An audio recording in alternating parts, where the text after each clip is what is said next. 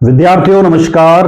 आप जुड़े हुए हैं आपके अपने YouTube platform chemistry bye D Sharma पर और मैं डॉक्टर दीपेंद्र कुमार शर्मा आपका स्वागत करता हूं। विद्यार्थियों, इस वीडियो लेक्चर के माध्यम से हम बात कर रहे हैं बीएससी प्रथम वर्ष यानी BSc first year minor chemistry का जो आपका पेपर सेकंड है, उसका नाम है अप्लाइड केमिस्ट्री यानी अनुपयुक्त रसायन विज्ञान। उसकी यूनिट नंबर 4 जिसका टाइटल है, यूनिट का नाम है component of food and their role in the body यानी भोजन के घटक और शरीर में उनकी भूमिका। इस यूनिट का चौथा वीडियो लेक्चर इस वीडियो के माध्यम से हम डिस्कस कर रहे हैं। इसके अंदर हम पढ़ेंगे ज्विटर आयन के बारे में, आइसो इलेक्ट्रिक पॉइंट के बारे में, टाइप्स ऑफ अमीनो एसिड्स के बारे में और पॉलीपेप्टाइड बॉन्ड के बारे में पढ़ेंगे। तो ये चार टॉपिक इस वीडियो लेक्चर के माध्यम से हम डिस्कस करने वाले हैं। तो अब देर ना करते हुए इन चारों टॉपिक को हम वन बाय वन डिस्कस कर रहे हैं, एक एक करके इनको डिस्कस करने वाले हैं। तो यदि वीडियो लेक्चर अच्छा लगता है तो वीडियो को लाइक कीजिएगा, आपके क्लासमेट तक इस वीडियो को शेयर कीजिएगा, कमेंट बॉक्स में कमेंट करके जरूर बताइएगा और चैनल को अभी तक आपने सब्सक्राइब नहीं किया तो चैनल को सब्सक्राइब अवश्य कर लीजिए, जिस समय एक मोटिवेशन मिलता रहे और हम इसी तरीके से आपके साथ बने रहें और वीडियो लेक्चर लेकर आते रहें। विद्यार्थियों, बात करते हैं सबसे पहले ज्विटर आयन होते क्या है। तो ज्विटर आयन अमीनो एसिड यानी अमीनो अम्ल का एक अणु है जिसमें धनात्मक और ऋणात्मक यानी पॉजिटिव और नेगेटिव दोनों चार्ज होते हैं, लेकिन शुद्ध आवेश यानी कि प्योर चार्ज या नेट चार्ज उस पर क्या होता है, जीरो होता है, उस पर शून्य चार्ज होता है। यदि ऐसा इसलिए होता है क्योंकि एमिनो एसिड्स में NH2 ग्रुप एक प्रोटॉन ग्रहण करके अमोनियम ग्रुप में कन्वर्ट हो जाता है और कार्बोक्सिलिक एसिड COOH एक प्रोटॉन को डोनेट करके कार्बोक्सिलेट आयन में बना लेता है। This occur because the amino group NH2 gain a proton to become a ammonium group यानी NH3 and carbonyl group यानी COOH lose a proton to because a carboxylate ion। धनात्मक और ऋणात्मक आवेश एक दूसरे को संतुलित करते हैं जिससे अणु कुल मिलाकर विद्युत रूप से उदासीन हो जाता है, यानी this molecule is electrical neutral हो जाता है। अब यहां पर इसको हम समझ लेते हैं कि आखिरकार यहां पर हुआ क्या है। तो देखिए यहां पर मेरे पास में ये अमीनो एसिड्स का एक मॉलिक्यूल है, मतलब ये कार्बन है, इससे कोई चेन जुड़ी हुई यानी R ग्रुप जुड़ा हुआ है, ये आपका NH2 ग्रुप है और ये आपका COOH ग्रुप है। तो यहां COOH यानी कि ये जो ग्रुप होता है ये अपना एसिड नेचर दिखाता है यानी अम्लीय प्रकृति दिखाता है, और ये अपना बेसिक नेचर दिखाता है मतलब क्षारीय प्रकृति दिखाता है।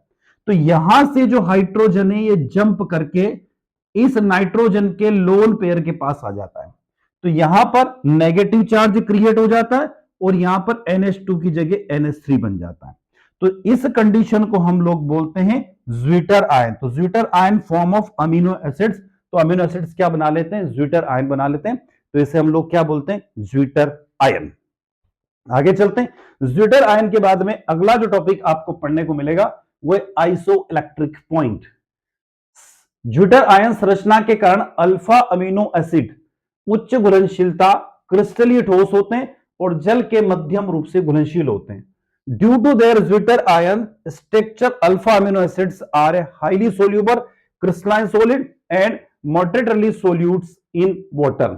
अम्लीय माध्यम में कार्बोक्सिलेट आयन समूह क्षार के रूप में कार्य करता है और एक प्रोटॉन ग्रहण करता है। इस प्रकार अल्फा अमीनो अम्ल विद्युत क्षेत्र के प्रभाव में धन आयन के रूप में उपस्थित होते हैं। आगे देखें, जैसे यहां पर हम समझने की कोशिश करें, हम कहें कि यह आपका ज्विटर आयन है, ठीक है। तो ज्विटर आयन में क्या होता है, जब ज्विटर आयन हम कह रहे हैं तो ज्विटर आयन अपना एसिडिक और बेसिक नेचर दोनों दिखाने लग जाता है। क्यों? क्योंकि यहां पर एज क्या करेगा, एज प्रोटॉन डोनेटिंग टेंडेंसी, मतलब ये क्या कंडीशन बताएगा, ये जो कंडीशन बताएगा एसिडिक नेचर, और NH2 जो बताएगा बेसिक नेचर है। तो इस कॉम्प्लेक्स को हमने एनायन कह दिया क्योंकि यहां से हाइड्रोजन चला गया और ये हाइड्रोजन यहां पर आ गया, तो इसको हमने क्या बोल दिया, केटायन बोल दिया। और केटायन और एनायन के बीच की जो कंडीशन डेवलप होती है उसको हम लोग ज्विटर आयन कहते हैं। अर्थात क्षारीय माध्यम में NH3 पॉजिटिव समूह अम्ल की तरह कार्य करता है और इस प्रकार एक प्रोटॉन खो देता है।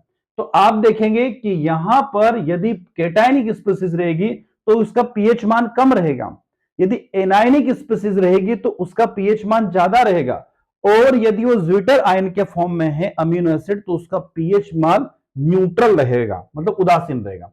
इसके कारण अल्फा अमीनो अम्ल इसके कारण अल्फा अमीनो अम्ल ऋण आयन के रूप में उपस्थित होते हैं और इस प्रकार विद्युत क्षेत्र में एनोड की ओर प्रवास करते हैं। हालांकि पीएच के किसी भी मध्यवर्ती मान पर धन आयनिक रूप में और ऋण आयनिक फॉर्म में उसका कंसंट्रेशन यानी उसकी सांद्रता बराबर हो जाती है।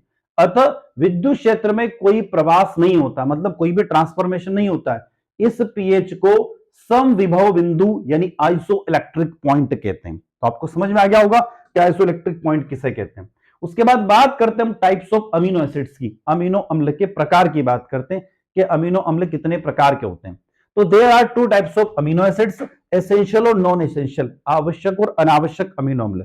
आवश्यक अमीनो अम्ल वे अमीनो अम्ल जो हमारे शरीर में नहीं बन सकते हैं, जिन्हें हमें बाहर से प्राप्त करना होता है, बाहर से लेना होता है, बाहर से हमारी बॉडी के अंदर उसको अडॉप्ट करना होता है, उसे बोलते हैं एसेंशियल अमीनो एसिड्स। ठीक है, आहार में इन अमीनो अम्लों की कमी से क्वाशिकोर रोग हो जाता है, तो वह रोग जिसमें शरीर में जल संतुलन बिगड़ जाता है, जैसी कई बीमारियां हो सकती हैं। ये 9 अमीनो अम्ल मानव शरीर द्वारा निर्मित नहीं होते हैं और इन्हें भोजन के माध्यम से हमें प्राप्त करना होता है। ठीक है, इसलिए इसे एसेंशियल अमीनो अम्ल बोलते हैं। कौन सा है पहला? हिस्टिडीन। हिस्टिडीन हिस्टेमाइन का अग्रदूत है जो प्रतिरक्षा के लिए कार्य करता है, यानी इम्यूनिटी सिस्टम डेवलप करता है, पाचन और नींद में सहायक होता है। अगला आइसोल्यूसिन, यह प्रतिरक्षा कार्य करता है। ठीक है, और हीमोग्लोबिन उत्पादन और मांसपेशियों के चयापचय के लिए महत्वपूर्ण होता है। ल्यूसिन मांसपेशियों के प्रोटीन संश्लेषण और घाव भरने को प्रोत्साहित करता है। कौन? ल्यूसिन। उसके बाद लाइसिन, कैल्शियम अवशोषण, हार्मोन और एंजाइम उत्पादन और कोलेजन के प्रोडक्शन के लिए एसेंशियल होता है।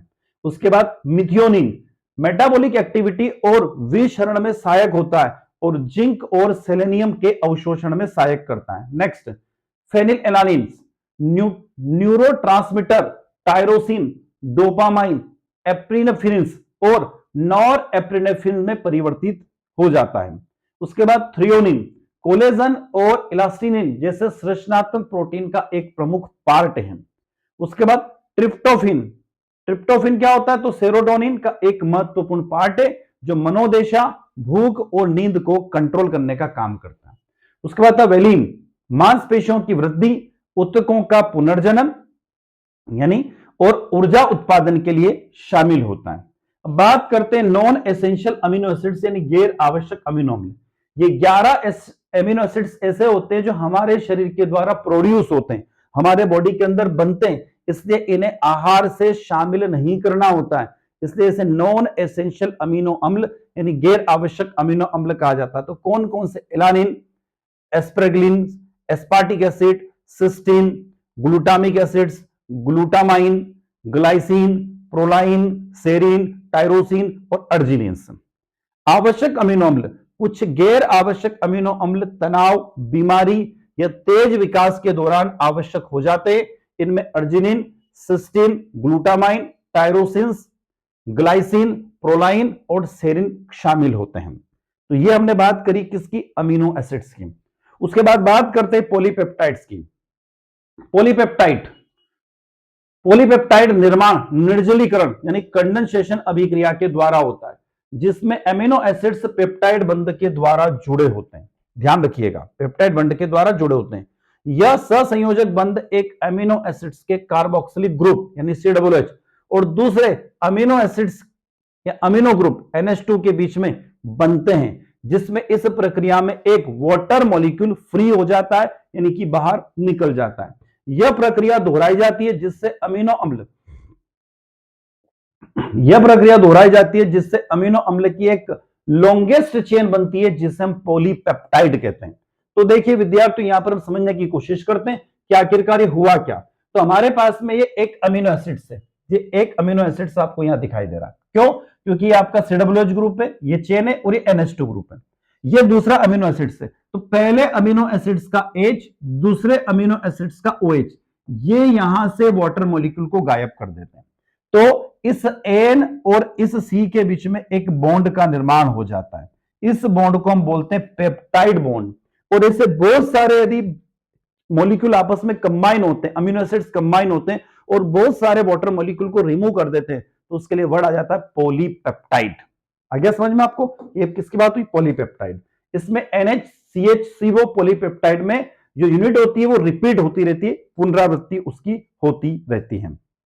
तो विद्यार्थियों, ये अभी हम डिस्कस कर रहे थे ज्विटर आयन, पॉलीपेप्टाइड्स के बारे में, अमीनो एसिड्स के बारे में। हमारा अगला जो पार्ट आएगा, पांचवा पार्ट, उसमें प्रोटीन की संरचना, प्रोटीन में उपस्थित बल और प्रोटीन का विकृतीकरण देखेंगे। विद्यार्थियों, एक और महत्वपूर्ण सूचना कि यदि आप अपनी पढ़ाई को जारी रखना चाहते हैं और पढ़ना चाहते हैं तो एक और मैं आपको सजेशन बता देता हूं कि जो नोट्स, जो स्लाइड अभी हम स्क्रीन पर देख रहे थे, उसको यदि पीडीएफ माध्यम के जरिए आप पढ़ना चाहते हैं तो आपके मोबाइल में आपको जाना होगा, और मोबाइल में जाने के बाद आपके प्ले स्टोर में आपको जाना होगा, और प्ले स्टोर में आपको सर्च करना होगा ASPEED स्पेस देके LEARN। इस तरीके से आपको एक अपना मोबाइल एप्लीकेशन सर्च करना होगा। उसकी वजह से लिंक हमने डिस्क्रिप्शन बॉक्स में भी दे रखी है, तो उसका नाम है SPEEDLEARN। ये मोबाइल एप्लीकेशन आपका अपना मोबाइल एप्लीकेशन है। मात्र 51 रुपए नहीं, 51 रुपीज देकर आप इस पूरे कोर्स को 5 यूनिट को परचेस कर सकते हैं, जिनकी वैलिडिटी 1 वर्ष की रहेगी। विद्यार्थियों, इसी के साथ मैं डॉक्टर दीपन कुमार शर्मा आपसे विदा लेता हूं। नए वीडियो लेक्चर के साथ पुनः आपसे मुलाकात होगी। जय हिंद, जय भारत।